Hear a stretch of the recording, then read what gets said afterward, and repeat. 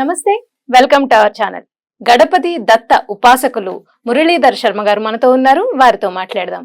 నమస్తే గురుగారు. మహాదేవ శ్రీమాత. చాలా మంది చాలా పనులు అనుకుంటూ ఉంటారు, ఇది ఇలా జరగాలి ఇలా జరగాలి అని చాలా ప్లాన్స్ వేసుకుంటారు.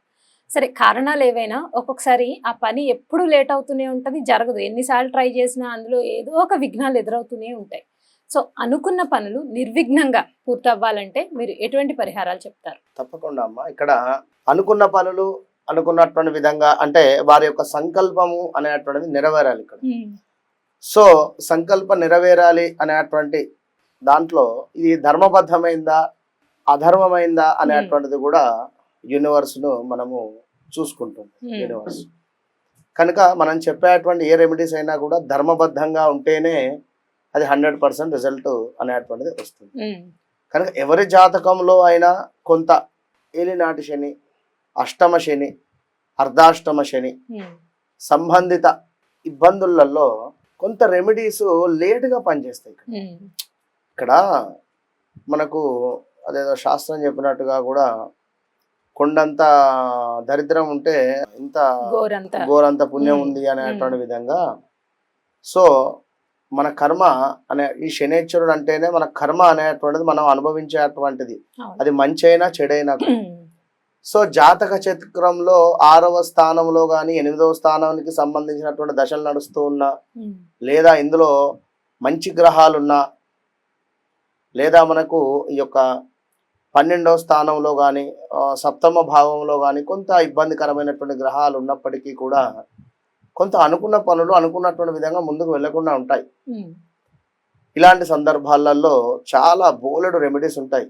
రెమెడీస్ ఎన్ని ఉన్నప్పటికీ కూడా మనకంటూ ఒక లగ్నం ఉంటుంది, మనకంటూ ఒక నక్షత్రము, దానిని బేస్ చేసుకొని మన దశ అంతర్దశలు ఏం నడుస్తున్నాయి అవి చూసుకొని చక్కగా కూడా ముందుకు వెళ్ళి ఈ యొక్క రెమెడీస్ చేసుకుంటే అద్భుతమైనటువంటి ఫలితం ఉంటుంది.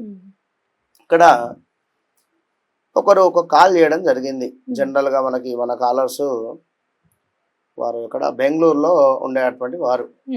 ఈ విధంగానే ఎవరో అంటే జనరల్ గా ఇప్పుడు సబ్జెక్ట్ అనేటువంటిది ఉన్నది లేనిది అనేటువంటిది అది ప్రేక్షకులు అర్థం చేసుకోవాలి.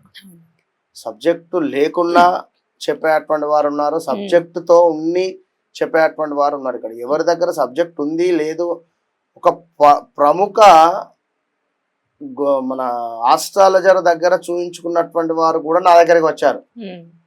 ఆ గురువు గారు అసలు మరి అతను ప్రముఖ ఆస్ట్రాలజర్ కదా, మరి అట్లా ఎందుకు మాకు ఈ విధంగా అసలు తన లగ్నము కరెక్ట్ గా రాయలేదు, తన జాతకము సరిగ్గా రాయలేదు, ఇతను చెప్పినటువంటి టైం ప్రకారము వారు వేసినటువంటిది వేరే ఉన్నది. సో అక్కడ కనీసం మాట్లాడేటువంటి రైట్స్ కూడా లేవు. ఇప్పుడు వెళ్ళామా ఆ పరిస్థితి ఇదా, ఓకే చలో మీరు ఈ విధంగా అంతే. ఎప్పుడైనా కూడా ఒక ఆస్ట్రాలజర్ కానీ ఒక జ్యోతిష్కులు కానీ ఎదుటి వ్యక్తి యొక్క సమస్యను వారి సమస్యగా చూసుకొని మాట్లాడాలి. ఇక్కడ అపాయింట్మెంట్ అనేటువంటిది అది 100%, అది వేరే విషయం. కానీ అక్కడ ఒక టైం తీసుకొని మీతో మాట్లాడేటువంటి ఒక ప్రశ్నాశాస్త్రము కరెక్ట్ గా చెప్పగలగాలి. పాస్ట్ కానీ ఫ్యూచర్ కానీ ప్రజెంట్ టెన్స్ కానీ ఇది 100% తెలిసి ఉండేటువంటి విద్య ఉండేటువంటి వారి వద్దకు వెళితేనే మనకు రిజల్ట్ ఉంటుంది. కనుక మాకు జాతకాలు ఉన్నవి లేవు మాకు తెలియదు, మా సమయం కరెక్ట్ గా లేదు, లేదా మా యొక్క డేట్ ఆఫ్ బర్త్ కరెక్ట్ గా లేదు అని అనుకునేటువంటి వారికి కూడా వారి పిల్లల జాతకాన్ని చూసి కూడా వీరి లైఫ్ టైం మొత్తం మీద లాస్ట్ 20 years నుండి ఇది జరుగుతూ ఉన్నది, మీ జాతకంలో ప్రజెంట్ ఈ విధంగా ఉంది అనేటువంటిది చెప్పేటువంటి 100% ఒక సబ్జెక్టు కేవలం ఒక నా వద్దే ఉన్నది అని చెప్పి నేను చెప్పడం లేదు, గర్వంగా చెప్తున్నాను. బట్ అది ఎవరైతే కాలర్స్ ఉన్నారో నాతో మాట్లాడినటువంటి వారు ఉన్నారో వారికి తెలుసు. ఇక్కడ ఎంతమందికి అయితే జాతకం లేకుండా నన్ను కాంటాక్ట్ అయ్యి ఉన్నారో వారి పిల్లల జాతకం నుండి వారిని నేను ఎలివేట్ చేసి చెప్పినటువంటి దాఖలు ఎన్నో ఉన్నవి. కానీ ఈ విషయం ఎందుకు చెప్తున్నాను అంటే, ఇప్పుడు సంకల్పము అనేటువంటిది నెరవేరాలి అంటే మీ జాతకంలో బలం ఉండాలి. ఫస్ట్ జాతకంలో బలం ఉందా లేదని ఎట్లా తెలవాలి? మీ డేట్ ఆఫ్ బర్త్ పుట్టిన సమయం కావాలి. మరి ఇవి లేవు అనుకున్నప్పుడు ఎట్లా వదిలేయలేం కదా. సో దాని మూలం ఎవరు, అది ఏమిటి, మీకు ఎన్ని సంవత్సరాలు, మీకు వివాహం ఎప్పుడైంది, ఇలాంటి కొన్ని విషయాలను మనం తీసుకొని దాన్ని పరిశోధించి క్షుణ్ణంగా మీరు ఈ రెమెడీ చేసుకుంటే బాగుంటుందమ్మా. మీరు ఈ సమయానికి ఈ దీపారాధన చేయండి, లేదా మీ ఇంట్లో ఈ వాస్తుకు సంబంధించినటువంటి ఇబ్బంది ఉంది, మీరు ఇది చేసుకోండి. ఇలా ఇవన్నీ కూడా చెప్పేటువంటి పరిస్థితి ఉంటుంది. అయితే ఇక్కడ రెమెడీస్ అనేటువంటిది కొన్ని లక్షలు ఉన్నవి, లేవు అని కాదు. అందులో భాగంగానే ఇప్పుడు ఇవాళ వీరికి అద్భుతమైనటువంటి రెమెడీ నేను చెప్తున్నాను. కానీ ఏది ఏమైనా నేను మరలా చెప్తున్నా ఎవరి జాతక రీత్యా లగ్నం ఏదైతే ఉంటుందో లగ్న కుండలి, దాని ఆధారంగా చేసుకొని ఆ చెప్పడమే మ్యాజిక్. అది అందరి వల్ల కాదు, అది మీరు గమనించుకోండి దయచేసి. ఇక ఎవరికైతే సంకల్పం నెరవేరాలి అనుకున్నా కూడా, అనుకున్నటువంటి పని అనుకున్నటువంటి విధంగా ముందుకు వెళ్ళాలి అనుకున్నా కూడా ఖచ్చితంగా కూడా వీరు ఒక తెలుపు రంగు పేపర్ను తీసుకోవాల్సి వస్తుంది. తెలుపు రంగు పేపర్ను తీసుకొని ఒక దానిమ్మ పుల్లను తీసుకోవాలి. దానిమ్మకాయ అంటారు కదా, దానిమ్మకాయకు సంబంధించి ఒక దానిమ్మ పుల్లను సేకరించుకోవాలి. అది వీరు అదే అన్నా సేకరించండి, లేదా ఒక తమలపాకు యొక్క తొడిమనైనా తీసుకోండి. అయితే ఈ విధంగా తీసుకొని పచ్చి పసుపును తీసుకోవాలి. పచ్చి పసుపు మనకు మార్కెట్లో దొరుకుతుంది. దీంతో పాటుగా ప్యూర్ గంగాజలము లేదా రోజ్ వాటర్, ఇవి తీసుకొని చక్కగా కూడా దీనిని మిక్స్ చేసి ఒక పేస్ట్ లాగా చేయాలి. పసుపును పేస్ట్ లాగా చేసి ఎప్పుడైతే ఈ యొక్క దానిమ్మ పుల్ల ఉంటుందో ఈ యొక్క దానిమ్మ పుల్లను తీసుకొని మనము ఈ యొక్క వైట్ పేపర్ మీద స్వస్తికి వేసుకోవాలి. స్వస్తికి వేసేటువంటి సందర్భంలో మీ కోరిక ఏదైతే ఉందో అది మనసులో 1కి 10 సార్లు పదే అనుకుంటూ మనము స్వస్తికి వేసుకోవాలి. వేసుకున్న తర్వాత ఇది కాస్త ఆరుతుంది.